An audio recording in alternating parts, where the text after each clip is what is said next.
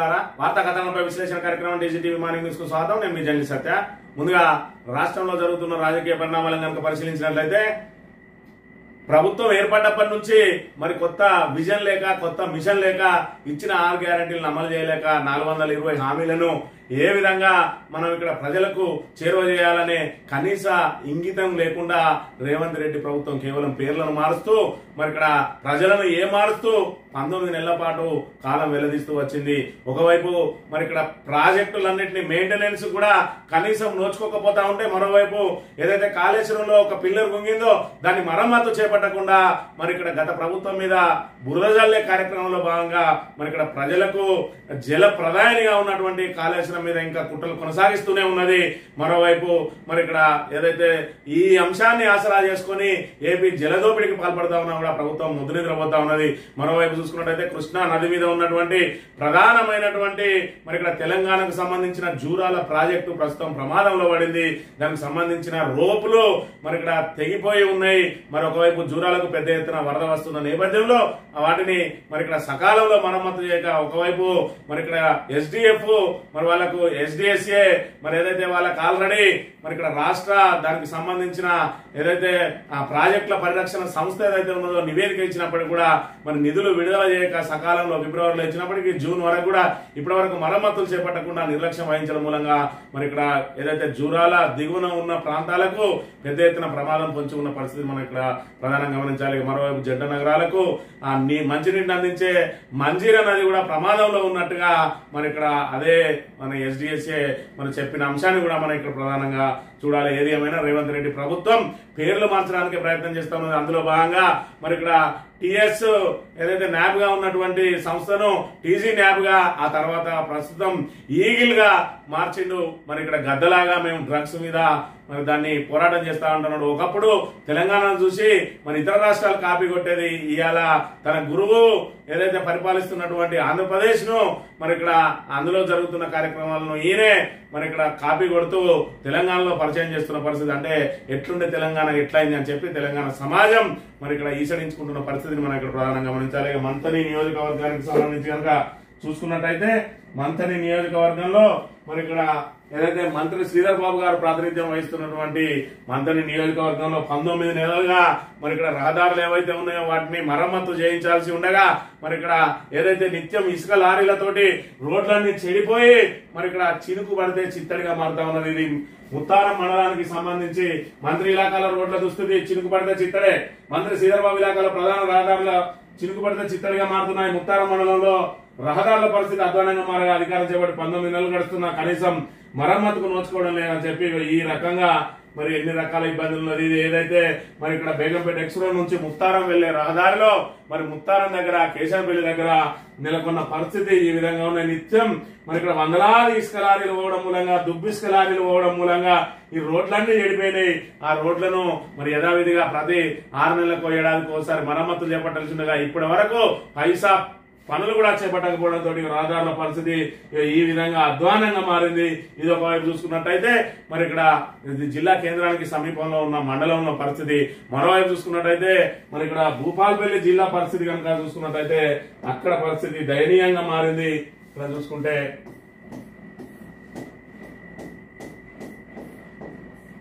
మాదేపూర్ మండలం పలుగుల గ్రామం కాళేశ్వరం నుంచి పలుగులకు వెళ్లే రోడ్డు మార్గంలో మధురపల్లి క్రాసుల వద్ద నుండి పలుగుల వరకు 6 కిలోమీటర్లు రోడ్డు లేదు. ఒకవైపు రోడ్డు లేదు, మరోవైపు ఇసుక లారీలు యథేచ్ఛగా నిలిపి ఉండడం మూలంగా కనీసం బండి వెళ్లే అంతా కూడా తవ్వ ఉండలేదు. వీళ్ళ దుస్థితి ఏ విధంగా ఉన్నది. ఒకవైపు రోడ్డు అసలే రోడ్డు మార్గం లేదు, దానిలో పైపెచ్చు ఇసుక లారీలు మరి వందలాది ఇసుక లారీలు, వేలాది ఇసుక లారీలు పోతా ఉన్నాయి. నేను అధికారం చేపట్టిన 2 రోజుల్లోనే ఇసుక లారీలను ఆపివేస్తా అన్న మహానుభావుడు ఆ మాట మొత్తానికే మర్చిపోయిండు. మరి ఇక్కడ ప్రజల జీవితాలతో చెలగాటమాడుతూ ఉన్నాయి. ఈ రకంగా లారీలు రోడ్ల మీద నిలిపి ఉంచితే మరి ఏ విధమైన ప్రమాదాలు చోటు చేసుకుంటే చూడండి. మరోవైపు రోడ్ల పరిస్థితి ఎంత అధ్వానంగా తయారైంది అని అంటే మరి ఇక్కడ చూసుకున్నట్టయితే వాళ్ళ పరిస్థితి ఆగమ్య గోచరంగా ఉన్నది. వాళ్ళ కనీసం స్కూల్ బస్సులు కూడా వెళ్ళలేని దుస్థితిలో ఉన్నది. ఆ రోడ్ల మీద ఏ విధంగా దిగబాటుకు గురైంది.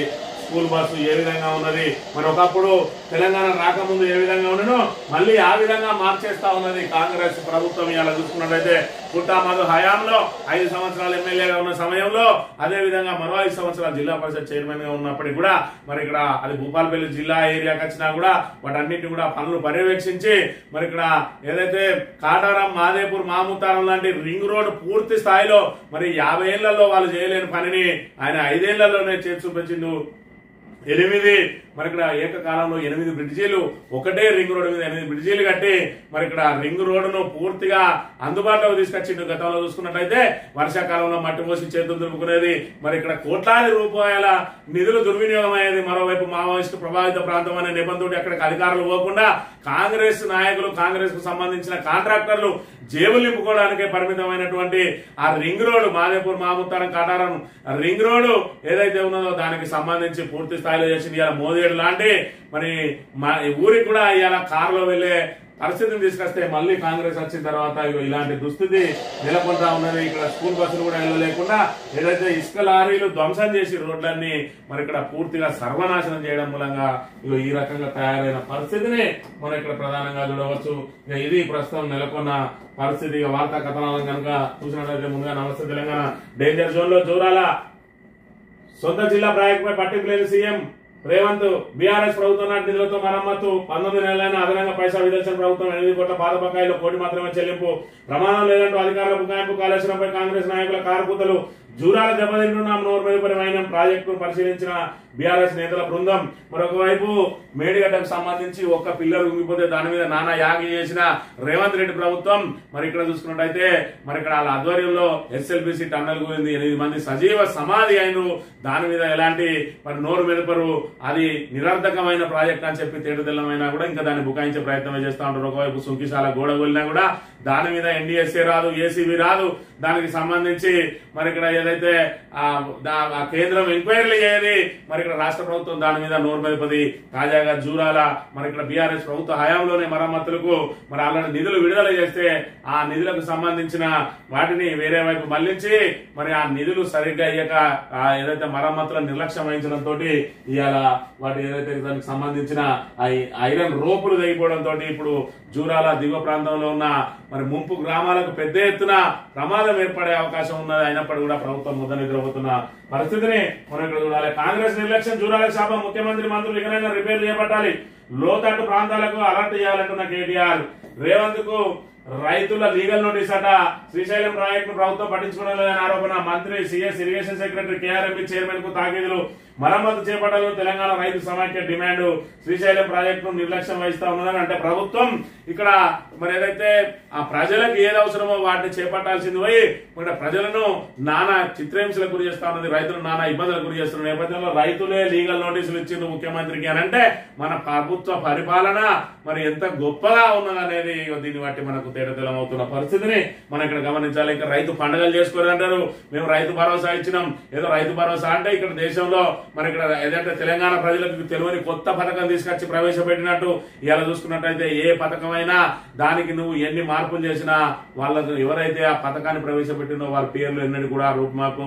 ఇవాళ 2 రూపాయల కిలో బియ్యం అంటే గుర్తొచ్చేది ఎన్టీఆర్. ప్రతి ఇంట్లో మరి ఇక్కడ ఏదైతే కూడు గూడు నీడ అనే మన కూడు గుడ్డ నీడ అనే దాని మీద మరి తెలుగుదేశం ప్రభుత్వం ఆ నినాదంతో మరి ప్రతి పేదవానికి కూడా మరి ఇక్కడ ఏదైతే అన్నం అందాలంటే రేషన్ బియ్యం ద్వారానే సాధ్యం. మరి రేషన్ ఏదైతే కేంద్ర ప్రభుత్వం ఏదైతే రేషన్ కు సంబంధించి సబ్సిడీ భరిస్తా ఉందో రాష్ట్ర ప్రభుత్వం కూడా సబ్సిడీ భరించాలని చెప్పి మరి ఆ రోజులలో 15-16 రూపాయలు ఉన్నదాన్ని 2 రూపాయలకు ఇచ్చి 2 రూపాయల కిలో బియ్యం అనేది మరి ఎన్టీఆర్ బ్రాండ్ గా మారిపోయింది.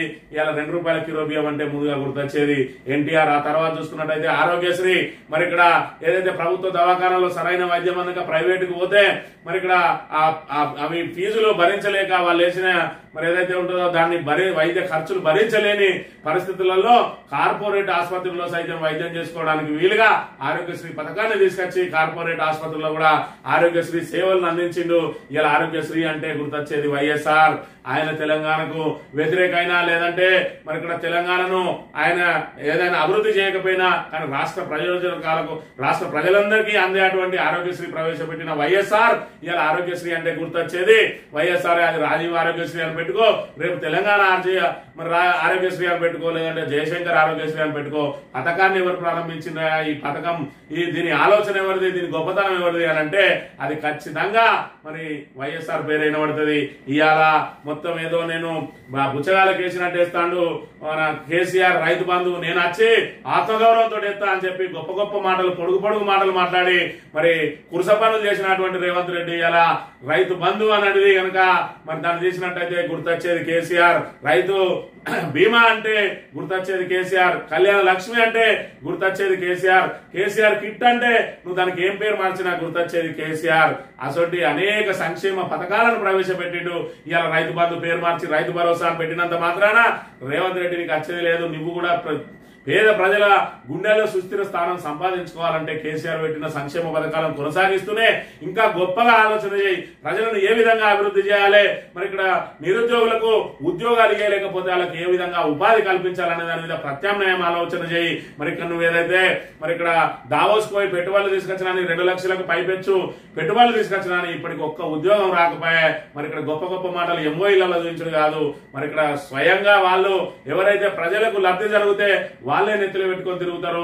ఇవాళ కేసీఆర్ ను అద్భుతంగా 2వ సారి గెలిపించారు అని అంటే ఆయన అవలంబించిన విధానాలే కారణం. ఆ తర్వాత మరి ఇక్కడ ఏదైతే నువ్వు దానికంటే గొప్పగా చేస్తానంటే మరి గతంలో కాంగ్రెస్ ఏ విధంగా అయితే ప్రజలను హింసించిందో అవన్నీ మర్చిపోయి మీరు పెట్టిన ఆశలకు మరి ఇక్కడ ఏదైతే ఎగబడ్డారో మోసపోయింది. ఇలా రైతులు చూసుకున్నట్టయితే 5,000 పెన్షన్ గా పడేది మరి నేను 7,500 ఇస్తా అని 6,000 కుదించి 2 మరి విడుదల ఎగ్గొట్టి మొన్న విడితేసి దాన్ని సంబరాలు జరుపుకోమంటాను, పండుగ చేసుకోమంటాను. అంటే మేము ఇస్తే ఇక మీకు పండగ అన్నట్టే. అంటే పండగలు అనేవి ఎప్పుడో ఒకసారి వస్తాయి.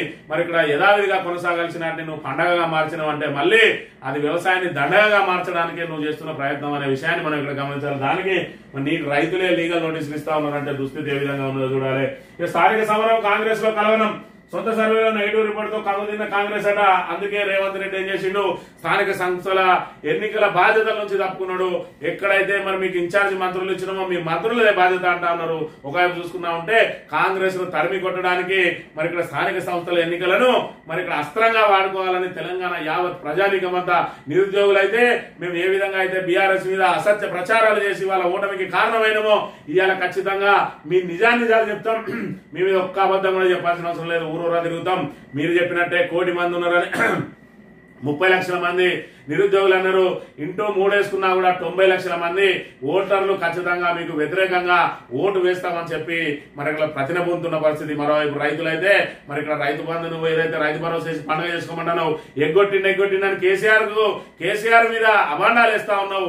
ఏదైతే ఎన్నికల ముందు 5,000 ఇస్తా అంటే ఆపేసి దాన్ని మరి వెంటనే అధికారంలోకి వచ్చిన వెంటనే ఆ కుప్పలోంచి డబ్బులు ఇవ్వాల్సింది పోయి ఆ కుప్పను వాడుకొని 2 నెలలు తాత్సారం చేసి కేసీఆర్ ఎగ్గొట్టింది నేను ఇస్తున్నా అని చెప్పి మరి ఇక్కడ ఏదైతే అసత్య ప్రచారాలు చేస్తున్నావో, నువ్వు ఎగ్గిపెట్టిన 2 విడతల కోసం 2 విడతలు వాళ్ళ మరి ఏదైతే గుండెల్లో నాటకపోయినాయి ఆ 2 విడతలు ఏదైతే ఎగ్గొట్టినావో వాళ్ళు కూడా నిన్ను ఓటుతోటి నిన్ను దిగ్గొట్టే ప్రయత్నం చేయడానికి సిద్ధంగా ఉన్నారనే విషయాన్ని నువ్వు గమనించాలి. ఇక కంచెదాడి భూముల తాకట్టు వాస్తవాలను దాచి నిబంధన ఉల్లంఘన, తనఖా వెనుక రేవంత్ సర్కార్ అక్రమాలు, హెచ్యు అంశంపై సెబీకి హరీష్ ఫిర్యాదు, ఆర్థిక నేరంపై సమగ్ర విచారణ జరపాలని లేక మరి ఇక్కడ హెచ్యు కంచె భూములు ఏదైతే ఉన్నాయో కంచె భూములకు సంబంధించి హెచ్యు భూములను వాస్తవాలను దాచి దాని మీద 10,000 కోట్ల రూపాయల మరి ఇక్కడ ఏదైతే అప్పు తీసుకొని వచ్చిండో మరి దానికి సంబంధించి సెబీ నిబంధనలు ఉల్లంఘించిండు అని చెప్పి ఆయన మరి ఇక్కడ సెబీకి ఫిర్యాదు చేసిండు. దాని మీద సమగ్రంగా కూడా ఇది ఏదైతే హెచ్యుకు సంబంధించిన భూములు దానిలో ఆల్రెడీ అడవి ఉన్నది, అడవిని మరి ఇక్కడ తాకట్టు పెట్టింది కాబట్టి ఇది నిబంధనలకు విరుద్ధం, ఖచ్చితంగా ఆయన మీద చర్యలు తీసుకోవాలని చెప్పి ఒకవైపు హరీష్ రావు గారు ఫిర్యాదు చేస్తే మరి ఇక్కడ హెచ్యులో అడవి ధ్వంసంపై కూడా కేసు చేసినట్టు నిందితులుగా రాష్ట్ర ప్రభుత్వం, పోలీసులు, న్యాయవాది ఫిర్యాదుపై ఎన్హెచ్ఆర్సీ ఆదేశం అని చెప్పి నేషనల్ హ్యూమన్ రైట్స్ కమిషన్ లో మరి ఇక్కడ హెచ్సిలో అడవి ఏదైతే ధ్వంసం చేసిందో దాని మీద ఒక లాయర్ ఫిర్యాదు చేస్తే వాళ్ళ మీద కేసు నమోదు చేసి విచారణకు మరి ఇక్కడ ఆదేశించిన పరిస్థితిని కూడా మనం ఇక్కడ చూడవచ్చు. ఇక కాళేశ్వరంపై కక్ష, మార్చి నుంచి ప్రాజెక్టు కిస్తీ కట్టని కాంగ్రెస్ ప్రభుత్వం అని చెప్పి కాళేశ్వరం మీద మరి ఇంకా కుట్రలు కొనసాగుతూనే ఉన్నాయి. ఒకవైపు మరి దీనికి సంబంధించిన నీటి పారుదల శాఖ మంత్రి ఉత్తమ్ కుమార్ రెడ్డి ఏం మాట్లాడతాడు, మరి దీని మీద ఏ విధంగా మరమ్మతు చేయాలో ఇప్పుడు దానికి కమిటీ చేస్తాడట. మరి ఇక్కడ 19 నెలల నుంచి తాత్సారం చేసి ఇవాళ ఏదైతే నీళ్లు పోతా ఉన్నాయో ఆ నీళ్లను ఒడిసిపట్టుకోవడానికి ఏదైతే మరి ఇక్కడ ఆంధ్రప్రదేశ్ లో ఉన్నటువంటి ఎన్డీఏ ప్రభుత్వం ఇవాళ కుట్రలు పడతా ఉన్నది. ఆశ పుట్టింది దానికి ఈ నీళ్లన్నింటినీ ఏదైతే ఏదైతే సముద్రం పాలైతే ఉన్నాయో వాటిని ఒడిసిపట్టుకుంటా అంటుంది. పైపెచ్చు అక్కడ మీకు నీటి లభ్యత లేని కాడ ప్రాజెక్టు ఎట్లా కట్టుకుంటాం అంటే వృధాగా జలాలు బయటికి పోతాంటే మేము కట్టుకుంటే మీకేమైతుందా, దమ్ముంటే మీరు కూడా కట్టుకోండి అని చెప్పి ఛాలెంజ్ చేస్తా ఉన్నాడు.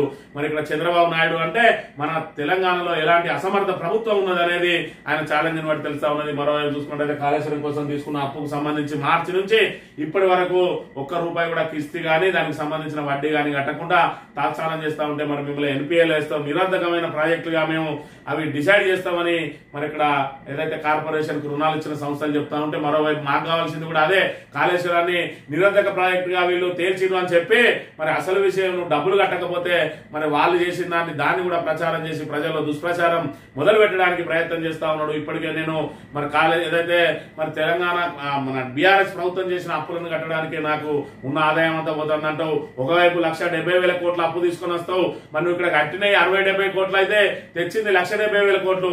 మరి ఆదాయాన్ని ఏం చేస్తా ఉన్నావు, ఈ తెచ్చిన అప్పులన్నీ ఏం చేస్తా ఉన్నావు? ఆఖరికి 3 నెలల నుంచి ఇక్కడ కిస్తీలు కట్టకుండా ఎందుకు మరి ఇక్కడ ప్రజలను ఏమారుస్తా ఉన్నాడో కూడా రేవంత్ రెడ్డి మరి ఇక్కడ తెల్లం చేయాలి. ఈ సాక్షి దినపత్రిక విషయానికి వస్తే మత్తు ముఠాలు ఈగలు ఉంది జాగ్రత్త, ముఖ్యమంత్రి యనమల రేవంత్ రెడ్డి హెచ్చరిక.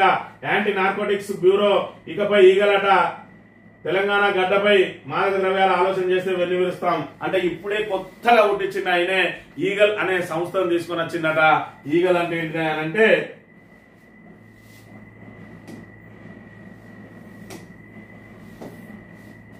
Elite action group for drug law enforcement. మరి ఇక్కడ చూసుకున్నట్టయితే ఇది ఎక్కడి నుంచి తీసుకొచ్చిండు కాపీ అంటే అలా గురువు గారు ఏదైతే ఉన్నదో elite anti narcotics group for law enforcement అని ఈగల్ అని ఏదైతే సంస్థను మరి అక్కడ పెట్టిండో ఇక్కడ మరి ఇక్కడ టీఎస్ న్యాబ్ ఉండే అది మరి అదే విధంగా ఏదైతే నార్కోటిక్ యాంటీ బ్యూరో అనేది మరి ఏదైతే ఉన్నదో దాన్ని టీజీ న్యాబ్ గా మార్చిండు. ఇవాళ తీసుకొచ్చి ఈగల్ అని పెట్టిండు. ఇక గద్దను పెట్టినాం కాబట్టి మొత్తం ఎక్కడ కూడా మరి మీ దగ్గర గంజాయి సాగు చేస్తే దాని మీద గద్ద ఇక్కడ తిరుగుతూ ఉంటారట. అంటే టీఎస్ న్యాబ్ ఫెయిల్ అయిందా, టీజీ న్యాబ్ ఫెయిల్ అయిందా, ఇవాళ ఈగల్ అని పేరు మార్చాల్సిన వచ్చింది. కేవలం పేర్లు మార్చుకుంటా ప్రజలను ఏమార్చే ప్రయత్నం చేస్తా ఉన్నాడు. మరి ఇక్కడ టీఎస్ తీసి టీజీని చేసిండు, తెలంగాణ తల్లి విగ్రహాన్ని రూపు మార్చిండు. మరి ఇక్కడ రాజముద్రలో ఉన్న చిహ్నాలను మార్చే ప్రయత్నం చేస్తా ఉన్నాడు. మరి ఇక్కడ యాదాద్రిని యాదగిరి చేస్తా అంటా ఉన్నాడు.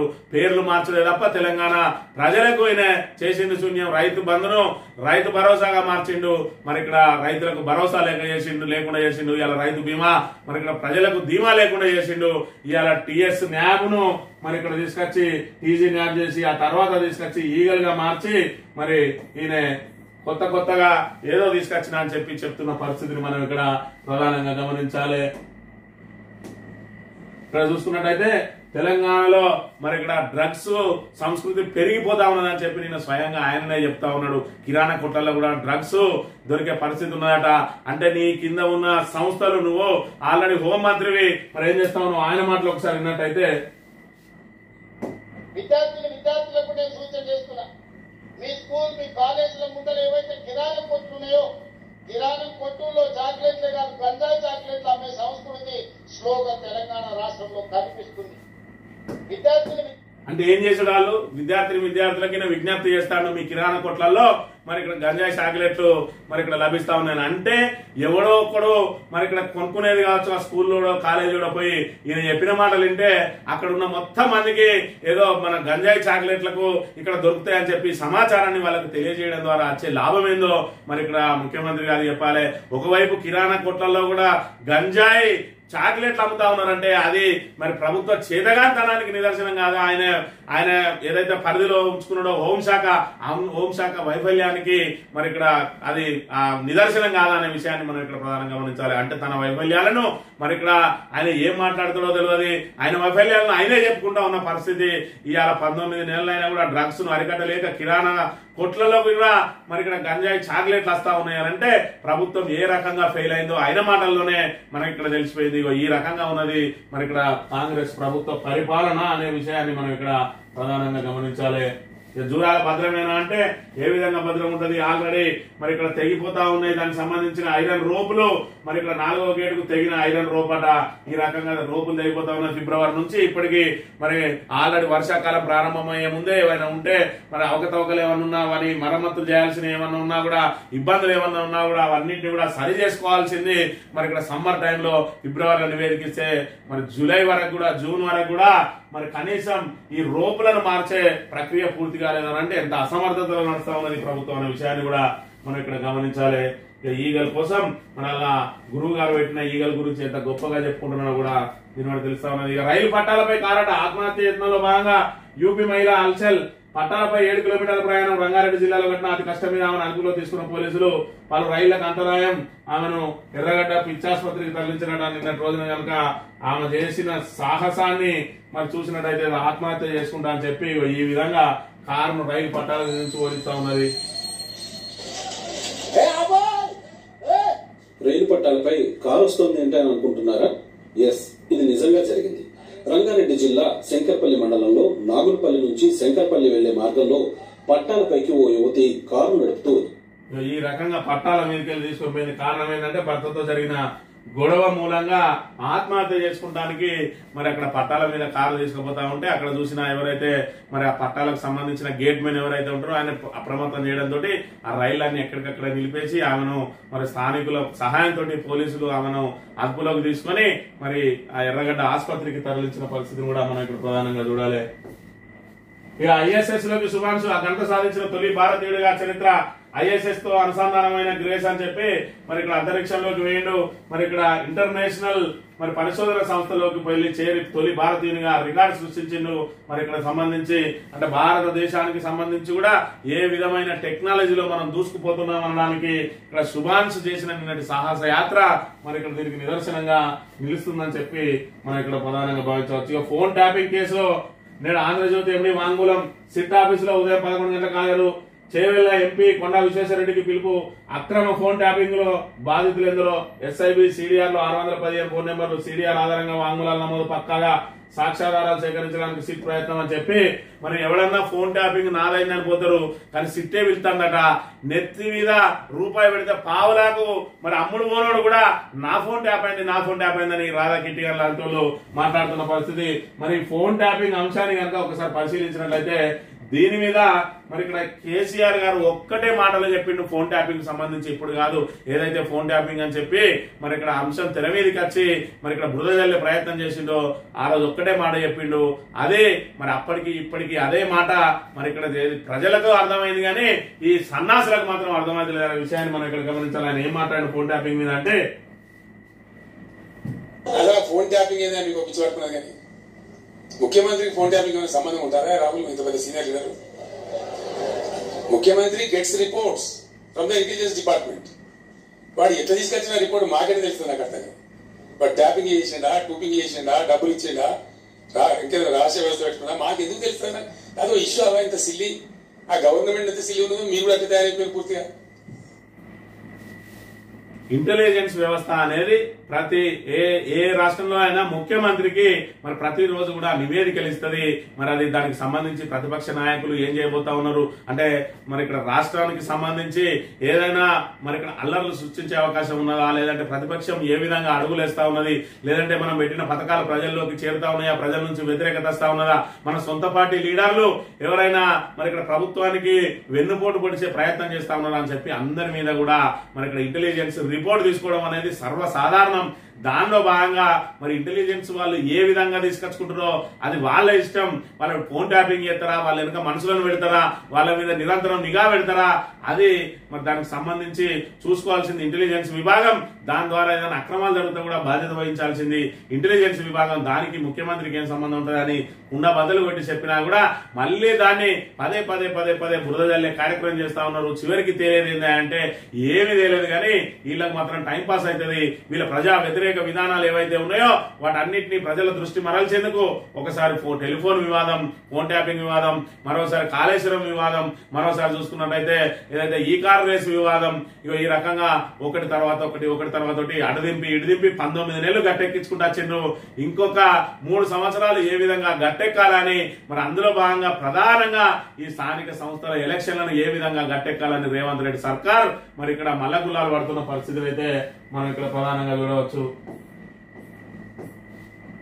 ఆచితూచి మాట్లాడండి, రాష్ట్ర పార్టీతో సమన్వయం చేసుకుని ముందుకెళ్ళండి. మంత్రి పొంగులేటి శ్రీనివాసరెడ్డి కరిగేతు ఢిల్లీలో పార్టీ జాతీయ అధ్యక్షులతో గంటపాటు మంత్రి భేటీ అని చెప్పి పొంగులేటి శ్రీనివాసరెడ్డి వ్యవహారం అంటే ఇక్కడ రేవంత్ రెడ్డికి పొంగులేటి శ్రీనివాసరెడ్డి మధ్య అగాధం ఏర్పడతా ఉన్నది. మరోవైపు చూసుకున్నట్టయితే అన్ని శాఖలలో ఏలుగుచ్చుతాడు శ్రీనివాసరెడ్డి అని చెప్పి మరి ఇక్కడ ముఖ్యమంత్రిగా నేను చేయాల్సిన ప్రకటనలు కూడా ఆయన చేస్తా ఉన్నానని చెప్పి పిసిసి అధ్యక్షుల ద్వారా ఏదైతే మందలించే ప్రయత్నం చేసిండో ఆయన కినుక వహించిందట. దాంతో మరి ఎవడలిగితే ఎవడు 10 మంది ఎమ్మెల్యేలను బయటకు పట్టుకోపోతాడో ఎప్పుడు కుప్పకూతుందో అన్నట్టున్నది. మరి అతుకుల ఏదైతే సింగిల్ పార్టీగా అధికారంలోకి వచ్చినా కూడా కాంగ్రెస్ పరిస్థితి అయితే అతుకుల పొంతలాగానే ఉన్నదని మరి చెప్పక తప్పదు. ఒకవైపు రేవంత్ రెడ్డి మీద మంత్రులందరూ కూడా గురుగా ఉన్నారు. మరోవైపు చూసుకున్నట్టయితే నేను నల్లమల్ల పులిబిడ్డను ఎక్కుకుంటా తొక్కుకుంటా వచ్చినా అంటే మరి ఇక్కడ కాంగ్రెస్ లో ఉన్న వాళ్ళందరూ కూడా ఆయన మీద మరి పూర్తి స్థాయిలో మరి పీకల్లో కోపం మీద ఉన్నారు. ఎవరిని తొక్కుకుంటూ వచ్చినావు, ఎవరిని ఎక్కుకుంటూ వచ్చినావు, మరి దొడ్డిదారి నచ్చినావు, ఇవాళ నువ్వు అధికారంలోకి మేమందరం కూడా కష్టపడి కాంగ్రెస్ ను మరి ఇన్ని సంవత్సరాల నుంచి నిలబెట్టుకుంటూ వస్తే అడ్డదారులు వచ్చినోడు ముఖ్యమంత్రి ఆయన అని చెప్పి వాళ్ళందరూ కూడా మరి ఇక్కడ ఆవేశంగా ఆక్రోశం వెలగస్తున్న పరిస్థితి. మరోవైపు చూసుకున్నట్టయితే పోనీ వచ్చినవాడు అధికారాన్ని మరి నిలబెట్టే ప్రయత్నం చేస్తా ఉన్నాడా, రాబోయే రోజులలో మళ్ళీ కాంగ్రెస్ కు మరి మరింత ఏదైతే ప్రభ తీసుకొచ్చే అవకాశం ఉన్నదంటే కాంగ్రెస్ ను అధపాతాలోనికి కాంగ్రెస్ ప్రతిష్టను పూర్తిగా దిగజారుస్తున్న నేపథ్యంలో ఇప్పుడు కనుక పక్కకు తప్పిస్తే ప్రభుత్వం కూలిపోయి ఇక్కడ మొత్తానికి కాంగ్రెస్ నామరూపాలు లేకుండా పోయే పరిస్థితిని తీసుకొచ్చి బ్లాక్ మెయిల్ కు పాల్పడతా ఉన్నాడని చెప్పి దానికి తోడు ఇలాంటి కొత్తగా వచ్చిన పొంగులేటి శ్రీనివాసరెడ్డి లాంటి వాళ్ళు కూడా మరి ఇక్కడ పార్టీని సర్వనాశనం చేస్తా ఉన్నారని సీనియర్లు అందరూ మదన పడుతూ మరి ఇక్కడ ఏదైతే జాతీయ అధ్యక్షుడికి ఫిర్యాదు చేసిండో జాతీయ అధ్యక్షుడు మరి స్మూత్ గా మరి ఆయనకు కొంచెం తలంటిందట రాష్ట్ర పార్టీతో సమన్వయం చేసుకొని అని చెప్పి మరి నిన్నటి పరిస్థితి. ఈనాడు దినపత్రిక విషయానికి వస్తే డ్రగ్స్ తో పట్టుబడితే విద్యా సంస్థల పైన కూడా కేసు నమోదు చేస్తారట. కానీ ఈయన చేతిలో ఉన్న ఈ హోంశాఖ భ్రష్టు పట్టిపోతున్న విషయాన్ని మాత్రం పట్టించుకోడు. ఈ హోంశాఖ శాంతి భద్రతలు మరి ఇక్కడ పూర్తిగా సర్వనాశనం అవుతున్నందుకు ఈయన మీద కూడా కేసు నమోదు చేయాల్సిన అవసరం ఉన్నది. మరి ఇలా పూర్తిగా పోలీసులను మరి కాంగ్రెస్ పార్టీ కార్యకర్తలాగా వాడుకొని ప్రతిపక్షాలను అనగదొక్కే ప్రయత్నమే చేస్తా ఉంటే వాళ్ళు ఇక్కడ నిరాశనం పట్టుకోవడానికి వాళ్ళకు సమయం ఎక్కడ దొరుకుతుంది, ఈ డ్రగ్స్ అరికట్టడానికి వాళ్ళకి సమయం ఎక్కడ దొరుకుతుంది. దాంతో శాంతి భద్రతలు పూర్తిగా క్షీణిస్తున్న పరిస్థితి కూడా నెలకొన్న పరిస్థితి చూడవచ్చు. ఇక ప్రభుత్వ ఉద్యోగులకు పెన్షనర్లకు కూడా 180 కోట్ల వైద్య బిల్లులు ఒకేసారి విడుదలట. 26,519 మంది ఉద్యోగులు పింఛన్దారులకు లబ్ధి. ఉద్యోగులు ప్రభుత్వం ఒక ఆదర్శ కుటుంబం అన్న డిప్యూటీ సీఎం బట్టి విక్రమార్క. మరి ఈ ఆదర్శ కుటుంబానికి 2 ఏళ్ల నుంచి వైద్య బిల్లులు కూడా ఎందుకు రిలీజ్ చేస్తలేవా, 180 కోట్లు నీకు దొరుకుతలేవా అని అంటే మరి ఇక్కడ మేము ఎప్పుడితే అప్పుడే మరి ఇక్కడ వాళ్ళందరికీ పండుగ. మరోవైపు మేము ఎప్పుడన్నా ఇచ్చినామంటే అది మా ఆదర్శ కుటుంబం, మేము ఇవ్వకుండా ఇవ్వలేని పరిస్థితుల్లో వాళ్ళు అడిగిర్రు అనుకో వాళ్ళు ఇక్కడ దేశద్రోహుల కింద లెక్క. మరి ఇక్కడ దేశం కోసం ధర్మం కోసం అన్నట్టు హిందూ ధర్మాన్ని ఎవడన్నా ప్రశ్నిస్తే ఏ విధంగా అయితే దేశద్రోహి అవుతాడో ఇక్కడ వీళ్ళను ఏదైనా హక్కులను వాళ్ళకి రావాల్సిన బెనిఫిట్స్ అడిగితే వాళ్ళు రాష్ట్రద్రోహులు అవుతారు. మరి ఇక్కడ వీళ్ళు ఇచ్చినప్పుడు మాత్రం అది ఆదర్శ కుటుంబం అవుతుంది. ఈ రకంగా ఉన్నది కాంగ్రెస్ పరిస్థితి. 180 కోట్లు రిలీజ్ చేయడం కోసం 2 సంవత్సరాల పాటు వాళ్ళ నానా ఇబ్బందులు పెట్టి ఇవాళ 180 కోట్లు ఇచ్చి మాదంతా ఒకే కుటుంబం అని చెప్తాడు. ఇప్పటి వరకు ఇంకా పెండింగ్ బిల్లుల మరి ఏదైతే రిటైర్మెంట్ బెనిఫిట్స్ ఇచ్చినా మరి పాపాన కూడా లేదు. ఒకవైపు వాళ్ళ మనస్తాపంతో మరి ఇక్కడ గుండెపోటుతో చనిపోతున్న పరిస్థితి కూడా నెలకొన్న విషయాన్ని మనం ఇక్కడ గమనించాలి. రైతులకు బహుమతిగా పసుపు బోర్డు 29న అమిత్ షా చేతుల మీద ప్రారంభం. కేంద్ర మంత్రి కిషన్ రెడ్డి వెల్లడి. ఇదే పసుపు బోర్డు తోటి 2 సార్లు మరి ఇక్కడ బాండ్ పేపర్లు రాసిచ్చి గెలిచిండు అరవింద్. ఇప్పటి వరకు ఇంకా పసుపు బోర్డు మరి ఇక్కడ రాలేదు. మరి ఇక్కడ తెలంగాణ ప్రజలకు కావాల్సింది ఓన్లీ పసుపు బోర్డేనా అంటే పసుపు బోర్డు అనేది ఆ రైతులకు రొటీన్లో భాగంగా రావాల్సింది. మరి ఇక్కడ తెలంగాణకు ₹1 కూడా నిధులు లేకుండా తెలంగాణను నానా ఇబ్బందులు పెడతా ఉన్నారు. మరోవైపు చూసుకున్నట్టయితే 2వ దశ మెట్రోకు సంబంధించి నిధులు మరి ఇక్కడ ₹1 కూడా విధించలేదు. మరి 2 బడ్జెట్లలో మనకు 0 బడ్జెట్ కేటాయించింది, ₹1 కూడా విధించలేదు. మరి ఇక్కడ మనకు ఏదైతే కాళేశ్వరం లాంటి బృహత్తరమైన ప్రాజెక్టుకు జాతీయ హోదా కల్పించి దానికి ఆర్థిక సాయం అందించాల్సిన కేంద్ర ప్రభుత్వం ఇవాళ ఏదైతే కావేరికి అనుసంధానం చేసి తమిళనాడుకు నీటిని తలపించుకుపోయే కార్యక్రమంలో భాగంగా ఎన్డీఎస్ఏను తీసుకొచ్చి ఇవాళ బీఆర్ఎస్ ను మరి ఇక్కడ చెతికిల పడే విధంగా నిర్వీర్యం చేసే ప్రయత్నంలో భాగంగా కాళేశ్వరాన్ని మరి పూర్తిగా ఎండబెట్టి కాంగ్రెస్ బీజేపీలు ఏకమై ఇవాళ తెలంగాణ ప్రజలకు మళ్ళీ జలగండాన్ని సృష్టిస్తా ఉంటే బీజేపీ ఎంపీలు నోరు మూసుకొని మరి ఏ విధంగా ఉంటున్నారు అనేది మనం కళ్ళారా చూస్తా ఉన్నాం. ఇలాంటి మరి జాతీయ పార్టీలు ఇవాళ తెలంగాణకు ఏ విధంగా అన్యాయం చేస్తా ఉన్నాయి. తెలంగాణ కోసమే పుట్టి తెలంగాణ ప్రయోజనాల కోసమే పనిచేసే బీఆర్ఎస్ అధికారంలో ఉంటే ఏ విధంగా ఉంటది. మరి ఇక్కడ దేశ ప్రయోజనాలలో దేశంలో వివిధ ప్రాంతాలలో తాము పాగా వేయడానికి మరి ఇక్కడ పార్టీ ప్రయోజనాల కోసం పనిచేసే జాతీయ పార్టీలకు కనుక అధికారం ఇస్తే ఇవాళ మన నీటిని తమిళనాడుకు ఏపీకి తరలించడానికి ప్రయత్నం చేస్తా ఉన్నాయి. ఇలాంటి 8 మంది ఎంపీలను గెలిపించి మరి తెలంగాణ ప్రజలు వాళ్ళకు వాళ్ళే ఏ విధంగా అన్యాయం చేసుకున్నారు. ఇలా కాంగ్రెస్ ను గద్దెనెక్కించి తెలంగాణ